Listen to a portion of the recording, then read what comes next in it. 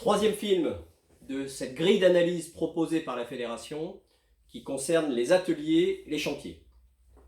Reprendre le travail, oui, mais comment? Spontanément, les entreprises qui ont un atelier se disent « en atelier, on peut travailler, c'est plus facile de respecter les distances de sécurité ».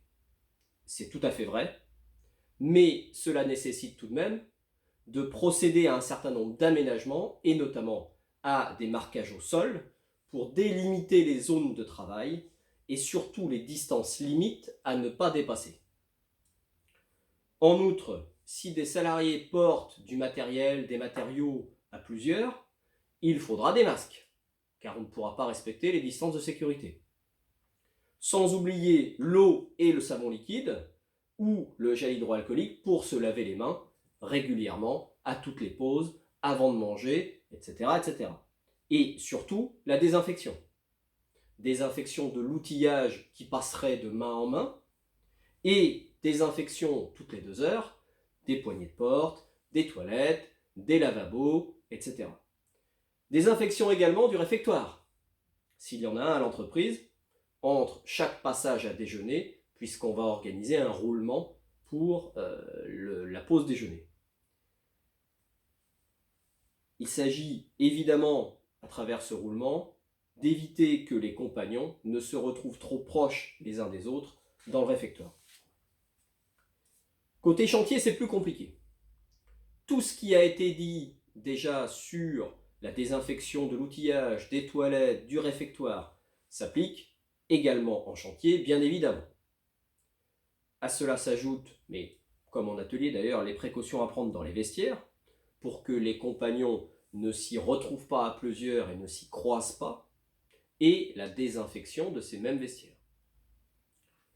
En chantier également, avant le début de chaque demi-journée, le référent Covid-19, qui aura été nommé par l'entreprise, qui peut être le chef d'équipe par exemple, doit rappeler les consignes de sécurité à chaque compagnon et indiquer à chaque compagnon les tâches à exécuter durant la demi-journée et les précautions spécifiques à prendre pour respecter les règles de sécurité. Avec un rappel sur le port du masque, si les tâches en question ne permettent pas de respecter les distances minimales. Ce référent Covid-19 aura également pour rôle de vérifier au bon approvisionnement des équipements de protection, masques, savon liquide ou gel hydroalcoolique, et de faire respecter les consignes de lavage de mains à chaque pause. Encore une fois, il ne faut pas oublier que cette sécurité supplémentaire, cette sécurité sanitaire liée au virus, s'ajoute aux règles de sécurité existantes pour travailler en atelier et en chantier et qui doivent continuer à être respectées. Bien entendu, moins on sera nombreux, moins il y aura d'entreprises sur un même chantier, mieux ce sera et plus facile ce sera pour faire respecter ces règles de sécurité et les distances entre les gens. Alors tout ce qui a été dit ici concerne les ateliers, concerne les chantiers importants avec des baraquements, avec des choses comme ça, mais cela s'applique également pour les chantiers chez le particulier, en neuf et en rénovation, et notamment la désinfection des lieux de travail et des lieux de repos, la désinfection liée à la pause déjeuner, la désinfection des sanitaires, etc. etc.